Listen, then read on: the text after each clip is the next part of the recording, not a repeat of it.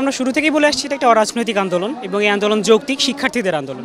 এই আন্দোলনে দেশে আপামর জনসাধারণের একটা ভূমিকা আছে এবং সমর্থন আছে, যেটা আমরা সবসময় পেয়েছি।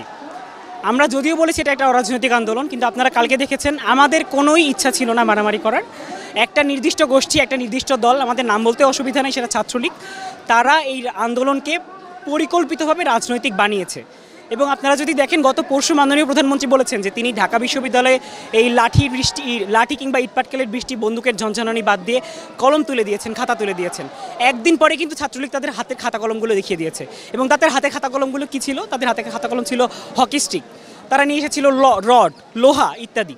এবং বারবার আমরা যেটা বলার চেষ্টা করেছি যে আসলে গতকাল কোনো সংঘর্ষই হয় নাই। কালকে যেটা হয়েছে সেটা হচ্ছে হামলা। সংঘর্ষ হওয়ার জন্য দুই পক্ষের মারামারি করতে হয়। আমাদের দুটো হাত ছাড়া কালকে কিছুই ছিল না, যার ফলে কালকে আমরা বেধড়ক পেটন খেয়েছি। এবং আপনারা যদি দেখেন, মানুষকে যেভাবে মারতে পারে, ছাত্রলীগ কালকে তার সমস্ত সীমা অতিক্রম করেছে। মেয়েদের গায়ে হাত তোলা হয়েছে, মেয়েদেরকে গায়ে পাথর বৃষ্টি করা হয়েছে এবং সেখানে কাউকে ছাড় দেওয়া হয় না। তার একটা কুকুর পর্যন্ত আছে আমাদের কার্জন হলে, কুকুরটাকে পর্যন্ত ছাড় দেয় না, কুকুরের মাথায় পর্যন্ত বাড়ি মেরেছে। তো এই পর্যায়ে যাওয়ার পরে একটা আন্দোলনকে আজকে আপনারা দেখেছেন, আমরা আজকেও বিক্ষোভ সমাবেশ করতে এসেছি এখানে। আমাদের আসলে অস্ত্রের সাথে কোনো পরিচয় নাই, অস্ত্রের কোনো ট্রেনিং নাই তাদের মতো। তারা শুরু থেকে অস্ত্রের সাথে পরিচিত, তারা নিয়মিত ট্রেনিং প্রাপ্ত।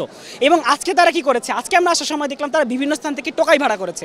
টোকাই ভাড়া করে তারা আজকে সাধারণ শিক্ষার্থীদের উপর আন্দোলনের উপর হামলা করতে এসেছে। আজকের আন্দোলনটা একদিন না একদিন শেষ হয়ে যাবে, কিন্তু ছাত্রলীগ তো থাকবে। এর পরবর্তীতে কোনো আন্দোলনে, কোনো পরিপ্রেক্ষিতে যদি তারা বলে তারা সাধারণ ছাত্রদের জন্য কাজ করে, তাদের ইতিহাস ছাত্রদের ইতিহাস, তাহলে তাদের দ্বিতীয়বার করে ভাবা উচিত যে তারা ছাত্রদের উপরেই বারবার হামলা করে এসেছে।